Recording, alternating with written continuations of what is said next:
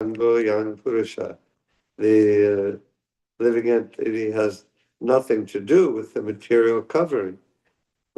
There's so many things, so many stories of yogis and all kind like this in the Bhagavatam, or like Dhruva Maharaj in the Bhagavatam, who wasn't even breathing after a few months. First he wasn't eating, then he wasn't drinking water.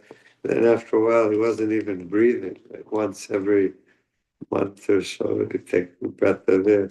And the material, scientific people, they hear something like that and say, oh, that's mythology, that's Hindu mythology. But there's so many things, even in those are extreme examples, and we accept them as possible and factual because of being included in the Srimad Bhagavatam by Srila Vyasadeva. Prabhupada often makes the point in lectures talking about these kind of uh, amazing things that devotees do, or that yogis do, or that daityas and demons do. He often makes that seem that are unbelievable by our present scientific, so-called scientific standards. He makes the point. He says, Srila Vyasadeva is the most elevated of people. He's writing there's no comparison to the Srimad Bhagavatam. Who can write the verses of the Srimad Bhagavatam or the Bhagavad Gita, the Mahabharata? Who can do that? Except it's not possible. People will point to like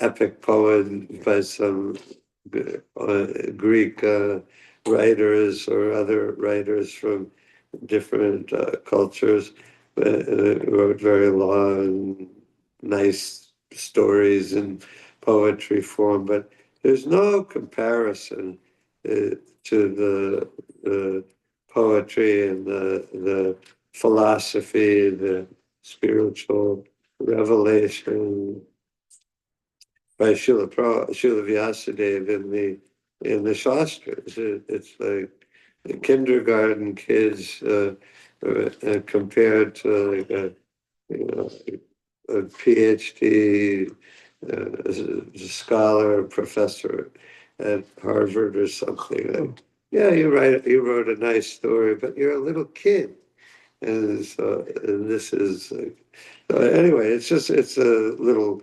comparison, but the point, the fact of the matter is that there is no comparison material standards between anyone else and Srila Vyasadeva in his writing of the Shastra. So Prabhupada makes the point. He like is kind of scoffing or like ridiculing people who say this is mythology, saying Srila Vyasadeva is the most learned spiritual scholar who's ever lived, and he wasted his time writing some stories. Or it's like,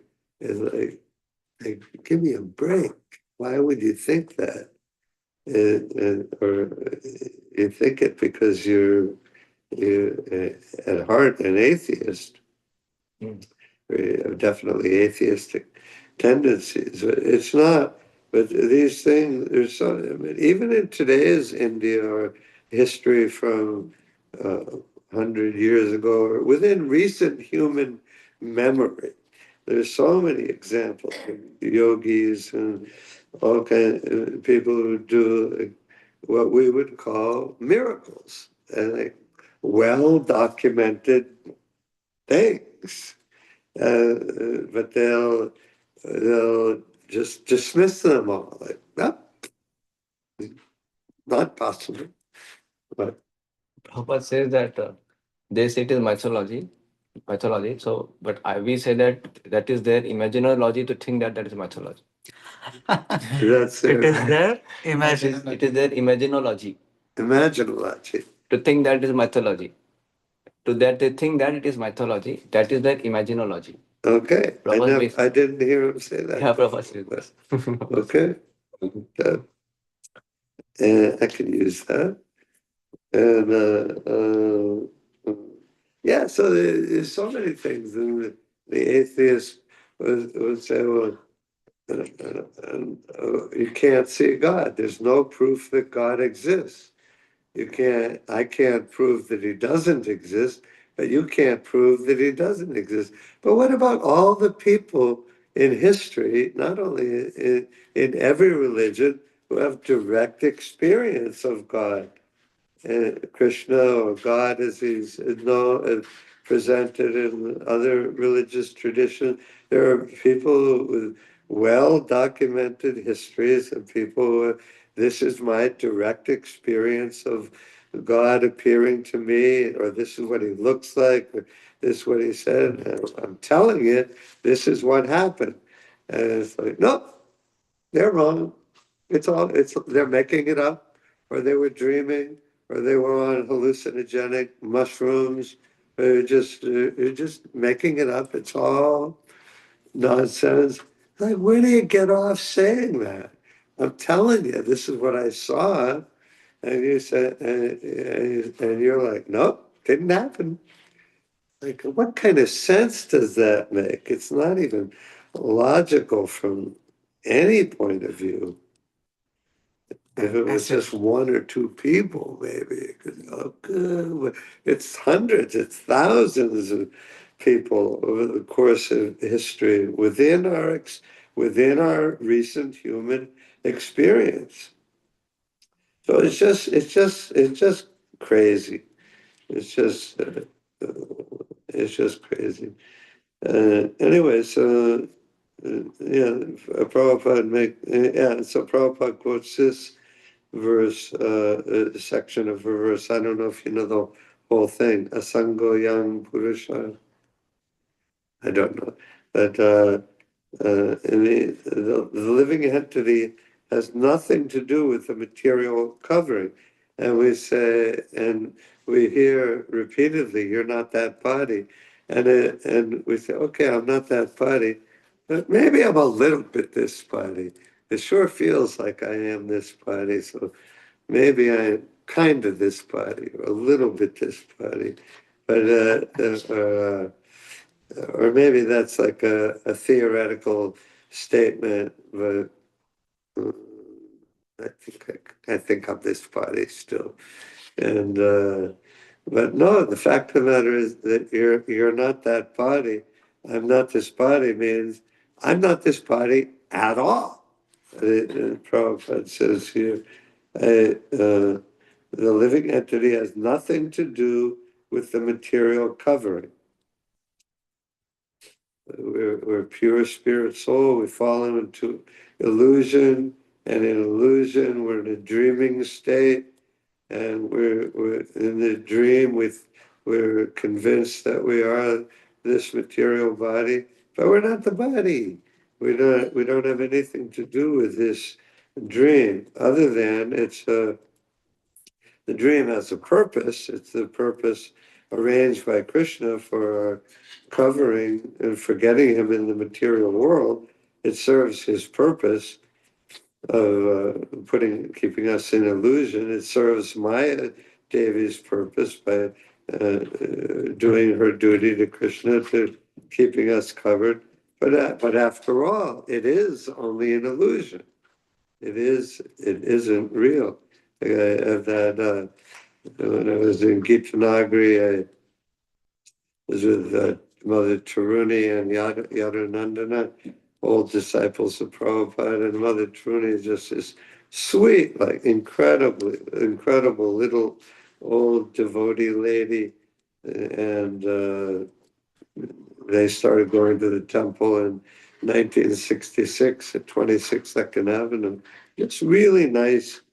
Yes, all devotees disciples of Prabhupada. And she told me of one of her dreams, which was very real to her, is a dream. In her dream, she had many problems from her kids and grandkids who have had difficulties growing up. in the material world, and so she was oftentimes in a lot of anxiety, a lot of mental distress.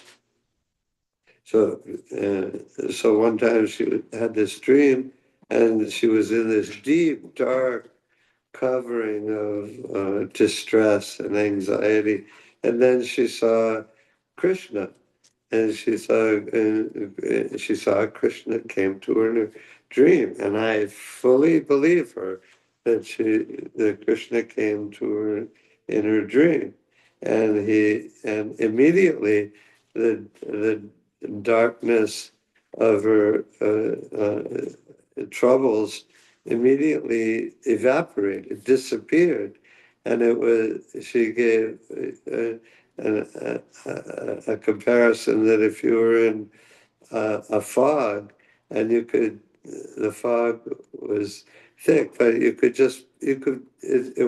just fog, and you could put your hand right through it. And she said, I understood at that time that's were the nature of my troubles the whole time. To me, they were very real. But when I saw Krishna, and I forget his exact words. Oh, is it? Or My is it? beauty is What? my beauty is My sufficient. beauty is sufficient for any Solve all problems. solve all problems. So No problem can remain in front of my beauty. Something like that. yeah. like that. So there is no problem, no mental distress, no anxiety that can cover Krishna's beauty, Krishna's kindness. And it can break through any amount of unhappiness. And it's one. Anyway, so anyway, the You purport. even shared a recording Yeah, that shares this dream. I mean, if you're ever there with me in Gitanagari, if it ever happens, I'll take you to their house. You can meet them. They're just really, really, really nice senior disciples of Prabhupada. A special time with him. Yeah, it is all. Let's see. Yeah, and then Prabhupada talks about. Hiranyakashipu. He's a demon. But he did all these austerities, and he got all this power as a result of his austerities. And yes, and Prabhupada said, but we see that everywhere in the world, that all the people of very selfish, demoniac nature, they can do really big austerities, like in the business world, in the sports world, in every profession, there are just selfish, which is demoniac, asuric people who can do incredible austerities, and they get the results, or they get the results. They get rich, maybe not in this life. Not everyone who performs austerities to get rich gets rich in this life, but they'll get, if they really want money and they really want to be rich and they do their austerities, their sacrifices, whatever they may be, they can get what they want in this life or the next life. Or people work out in the gym for hours every day, and they get a huge muscular body, and that's what they want. They want a big muscular body. They can get it. It's not easy, and it takes a lot of austerities. But you can get what you want in this world. But one who performs severe austerities for sense gratification is fearful to the entire world. Whereas a devotee who performs even a slight amount of devotional service is a friend to everyone. Suridam Sarvabhutana. since the Lord is the well-wisher of every living entity, and since the devotee assumes the qualities of the Lord, a devotee who acts for everyone's good fortune by performing devotional service. And the examples from the Bhagavatam for that are from one verse. There's two examples of how You're asking about verse? the verse, well, the two examples, and if you can quote the verse too, it's good. But what is the example that Prabhupada? Example for Goswami's. What? Or Goswami Dhira Dhir Jana Priya. Not what I'm looking for, but it's a good one. But how non-devotee can have no good quality. that's another one. That's also. Then tell the question again. Two examples that Prabhupada gives from a verse in the Bhagavatam of how a devotee who does any service for Krishna benefits all living entities. Benefits. I'll give you a hint. Okay, good. Tree, See, root. Yatha Tarur Munirchen. Yeah. Okay, that is okay. Yatha Tarur Munirchen. Tattante Taskanda Mujopashaka. Prano Prahara Chitatindriyana. Sarvanam Tatachutija. At best. Got about 10% of That is for if you serve Krishna, then Yeah. you are serving all the demigods. Everybody is satisfied. By watering the root of the tree, you satisfy all the leaves and branches of the tree, and by putting food in the stomach, all the parts of the body get the energy. And Devarshi Bhutapt Pittanam. Is that right one? Let's stick with this verse. Okay. That's a different verse. Yeah. No, two you said. No? What is the second verse? You said two verses. No, let's stick with the watering the root and feeding the stomach. That's one verse. Okay. Yeah, when you get going on any topic in any philosophical point, you think of one point, one verse, and that leads to another verse, and that leads to another verse, and I mean, the points you can make are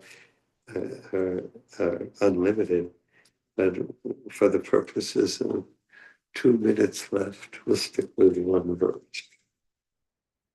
Yeah, so if you just sweep the floor, sweeping the floor is like sweepanam, mapanam, Vishnu, archanam, Kadaseva. That's how that verse goes.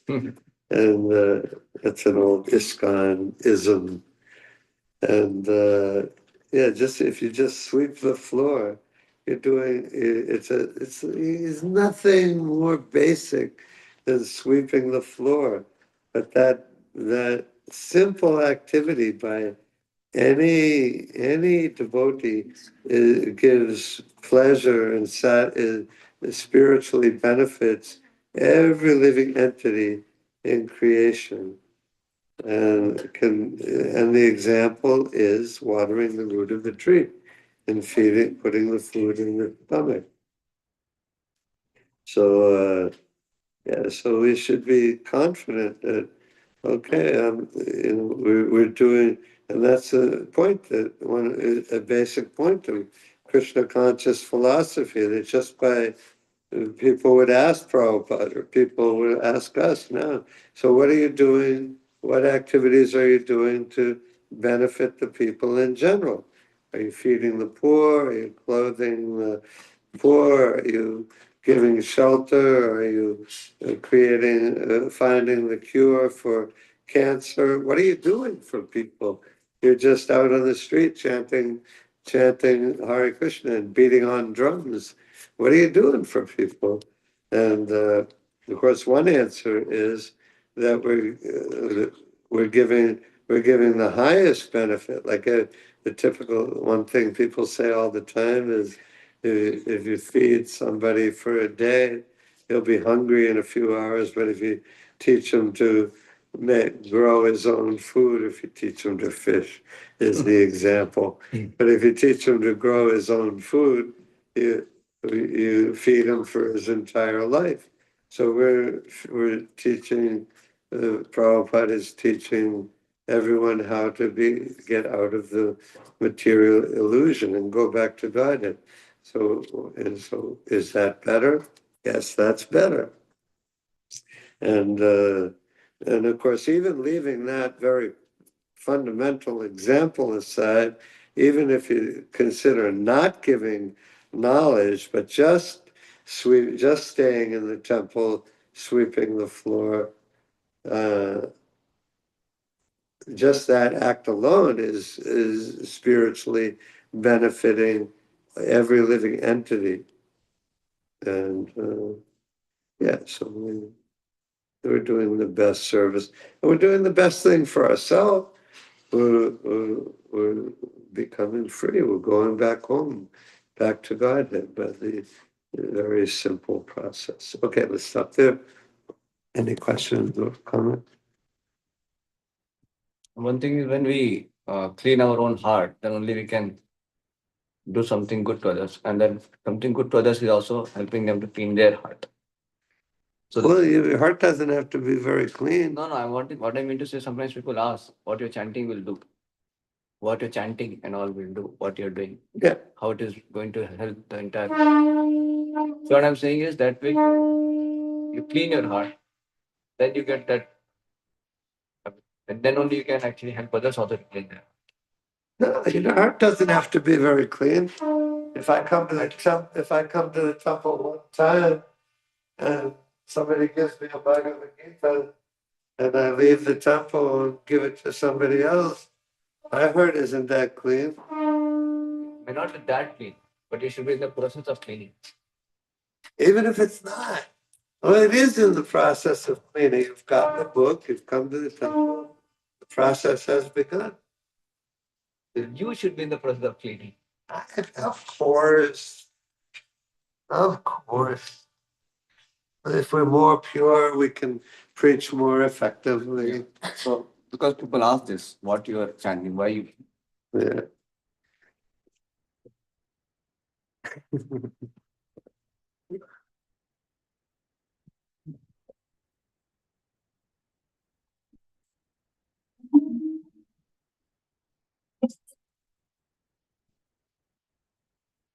No.